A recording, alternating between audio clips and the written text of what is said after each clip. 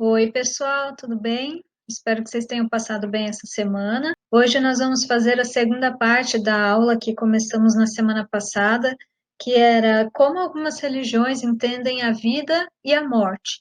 Então, nós vimos na semana anterior 3 religiões, hoje nós vamos ver mais algumas, tá? O hinduísmo, o espiritismo, o budismo, a Umbanda e o candomblé, e vamos conhecer como os mitos afro-brasileiros indígenas narram a morte. Então, aqui a gente vai ter a lenda da mandioca, os rituais de enterro, e é isso. Então, vamos lá? Hinduísmo. Os hindus acreditam na reencarnação, isso é, que a alma não morre com a pessoa, mas volta em outro corpo para pagar pelos erros acumulados em vidas passadas até purificar-se. A crença na reencarnação continha a ideia do karma, que determina a sucessão de nascimentos e mortes pelos quais o ser humano teria que passar. Assim, o tipo de vida que cada pessoa tem seria determinado pelas ações que praticou. Se a pessoa foi boa durante a vida, a alma voltará a viver nova vida em outro corpo humano ou animal, mais próxima do ser eterno.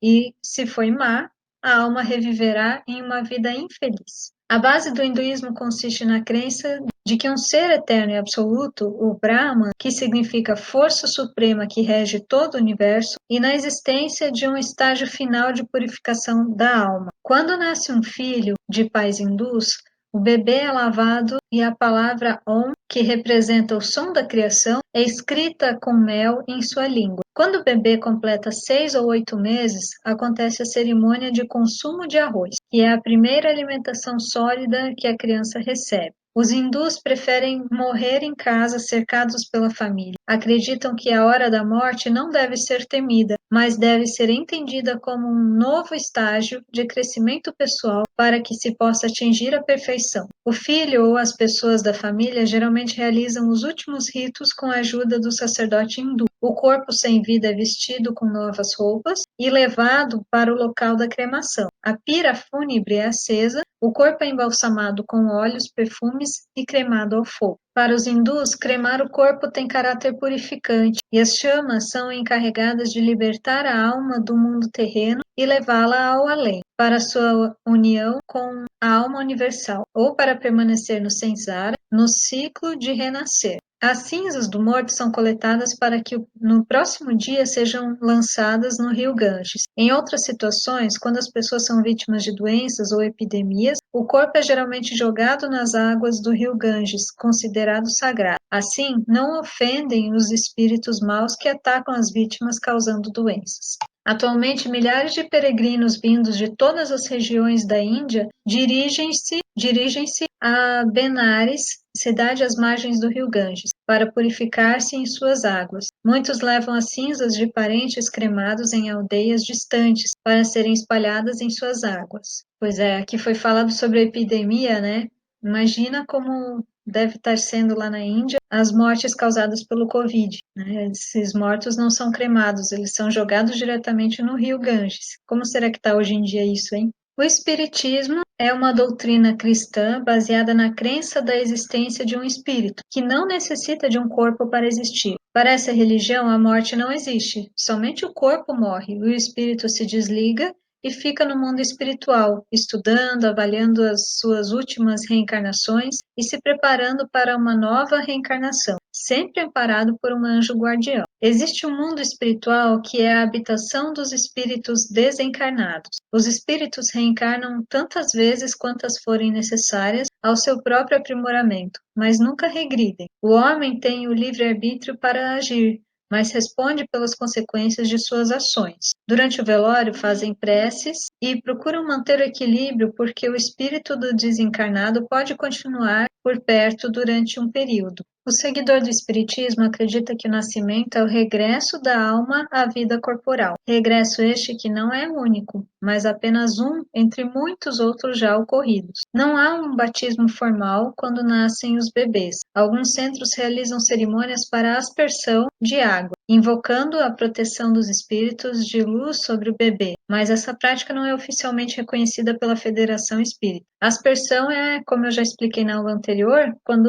se molha só a cabeça do bebê, não quando se mergulha ele na água. Tá? Os espíritas acreditam que os espíritos interferem na vida das pessoas e se comunicam com elas através de médiuns, pessoas que falam ou escrevem as mensagens que os espíritos enviam, a quem recorrem para contar aos vivos como estão, fazer revelações e dar conselhos. Segundo essa religião, o homem é responsável por sua felicidade, seu destino depende de seus atos, principalmente a caridade. Os que praticam o bem têm a elevação do espírito. Quando acontece a morte, faz-se uma cerimônia onde fazem preces, mas não se tem o costume de se usar velas e flores. O corpo pode ser enterrado ou cremado. Não existe luto. A vida dos familiares segue normalmente. Procuram manter o equilíbrio para que o espírito da pessoa que morreu possa se encaminhar com tranquilidade. Os espíritas defendem a continuação da vida em outro plano espiritual e na reencarnação em outro corpo. Budismo. Os budistas acreditam em um ciclo de reencarnação, onde a pessoa morre e renasce até atingir a iluminação. Segundo essa crença, são os atos praticados por cada pessoa que vão determinar a vida que ela terá ou será quando reencarnar. Sendo assim, em todos os momentos da vida, a pessoa deve seguir as 8 regras que Buda aconselha: ter boas intenções, ser honesto, esforçar-se o suficiente, evitar maus pensamentos, concentrar-se ao fazer as coisas, ser justo nas decisões, falar somente o necessário e, no momento oportuno, fazer o que é conveniente. Se conseguir praticar esses ensinamentos, estará no caminho para a iluminação. Para os budistas, não existe um ritual de batismo para o nascimento dos bebês. Seus adeptos acreditam que a capacidade de atingir a iluminação ou chegar à natureza de Buda existe dentro de todos desde o nascimento. Umbanda. Os umbandistas acreditam que o universo está povoado por entidades espirituais, guias, que entram em contato com os homens por intermédio de um iniciado, médium que os incorpora. Esses guias se apresentam por meio de figuras como caboclo, preto velho, pombagira. A Umbanda também é conhecida como magia branca, o que significa fazer o bem e combater a magia negra. É uma soma de rituais africanos, cristãos, indígenas, entre outros. Acreditam na possibilidade de contato entre vivos e mortos e na evolução espiritual após sucessivas vidas na Terra. Para essa religião, a morte e o nascimento são sagrados, pois marcam a passagem de um estado para o outro. Creem que após a morte, a pessoa leva consigo tudo o que fez de bom ou de ruim. Para lidar com isso, contarão com o auxílio de espíritos evoluídos. Para eles, o objetivo maior do nascimento e da morte é a harmonização e a evolução do espírito. Candomblé. Morrer é passar para outra dimensão e permanecer junto com os outros espíritos, orixás e guias. É um processo que faz parte do percurso da natureza, pois o ser humano é um retrato vivo do sagrado.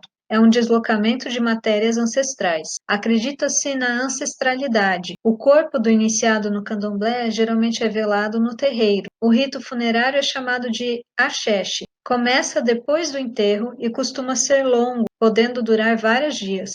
A sociedade é chamada para participar desse ritual, pelo qual o espírito do morto é encaminhado para outra terra. Bom, e quanto aos mitos afro-brasileiros e indígenas que narram a morte? Vamos conhecer um pouquinho? A tradição afro-brasileira é repleta de mitos e de personagens que enganaram a morte. Um deles conta que no começo da vida na Terra, quando ainda não estava tudo povoado, a morte, Iku, chegou espalhando por toda a Terra peste, doenças, fome e guerra. Então, o que fez Oxalá? Para enganar e espantar a morte, ele pegou a galinha d'Angola, que era toda preta, e pintou com algumas bolinhas brancas. Quando Iku chegou à Terra, se espantou ao se deparar com a galinha d'Angola, toda pintada, e se afastou da Terra por um bom tempo, podendo assim a humanidade se estabelecer. Já na tradição indígena, uma das grandes lendas está relacionada justamente com a morte transformada em vida, como veremos no texto a seguir. A lenda da mandioca. Conta a lenda que uma índia tupi deu à luz a uma menina que chamava de Mani. Ela era linda e tinha a pele muito branca. Vivia feliz brincando pela aldeia. Todos amavam muito Mani pois ela transmitia a felicidade por onde passava. Porém, um dia, Mani adoeceu e toda a aldeia ficou preocupada e triste. O pajé foi chamado e realizou diversos rituais de cura e rezas para salvar a querida indiazinha, mas nada adiantou e a menina morreu. Os pais de Mani decidiram enterrar o corpo da menina dentro da própria oca, pois esta era a tradição e o costume cultural do povo indígena Tupi. Os pais regaram o local onde a menina tinha sido enterrada, com muitas lágrimas e água. Após alguns dias da morte de Mani, nasceu dentro da oca uma planta cuja raiz era marrom por fora e bem branquinha por dentro, da cor de Mani. Em homenagem à filha, a mãe deu o nome de Maniva à planta. Os indígenas passaram a usar a raiz da nova planta para fazer farinha e uma bebida, cauim. Ela ganhou o nome de mandioca, ou seja, uma junção de Mani, nome da indiazinha morta, e Oca, habitação indígena. As diferentes religiões, por meio de seus rituais, tentam explicar a passagem da vida para a morte e novamente para a vida, conforme suas doutrinas, pois parece haver em todas as culturas a crença da sobrevivência espiritual do homem. Após estudarmos sobre o significado da vida e da morte para algumas religiões, é possível perceber diferenças e semelhanças nas verdades e seus fundamentos, o que ajuda a compreender que cada religião, de sua maneira, busca o sentido da vida e da vivência de valores e crenças que contribuem para a felicidade do ser humano. Cabe a nós conhecer, respeitar, valorizar as diferentes culturas religiosas, para que também nós possamos ser valorizados e respeitados pela religião e cultura que temos. Os rituais de enterro. A compreensão de morte acompanhada pelos ritos funerários é a organizadora da sociedade, sendo ela um grande marco de cultura. Para Eliade, somente pela realização do enterro e da cerimônia funerária, a morte é confirmada e conduzida a pessoa à sua nova morada. Isso se confirma quando se ouve os parentes das vítimas dos grandes acidentes dizerem: queremos dar um enterro digno a ele. É comum assistir pessoas colocando flores, cruzes ou outros símbolos em locais de acidentes, fazer um minuto de silêncio antes de algum evento, participar de um velório e prestar conforto aos enlutados. Aqui até fazendo um comentário, né, sobre essa situação do Covid. Olha só que crueldade que temos vivido. As pessoas que perdem seus parentes por estarem no período do Covid, não necessariamente por causa do Covid, não estão podendo fazer os seus rituais de enterro, os seus lutos,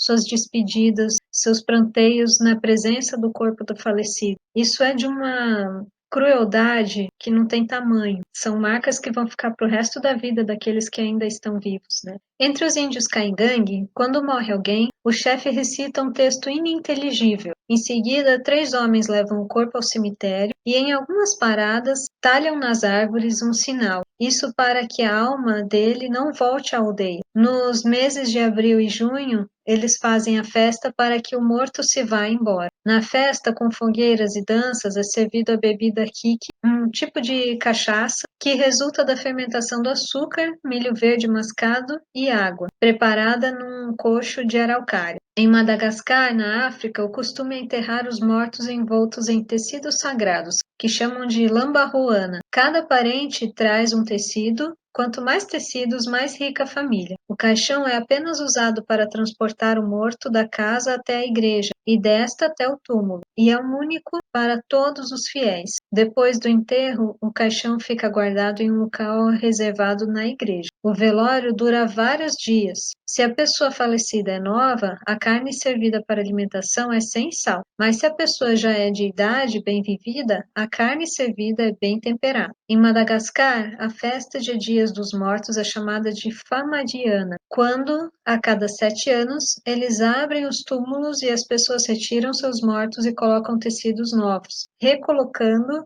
os mortos em outras posições, pois acreditam que os mortos se cansam de repousar no mesmo lado. A cerimônia acontece com dança, cantos, músicas e comidas para todos os participantes. Então, agora vocês vão ter atividade para responder, está lá em anexo, junto com a postagem desse vídeo. Não respondam no anexo do texto, tá? Como já está aqui o recadinho. Não responder as atividades desse anexo, somente atividade com a logo da escola, tá? É o anexo no formato documentos Google. Então é isso, gente. Um beijo e bons estudos.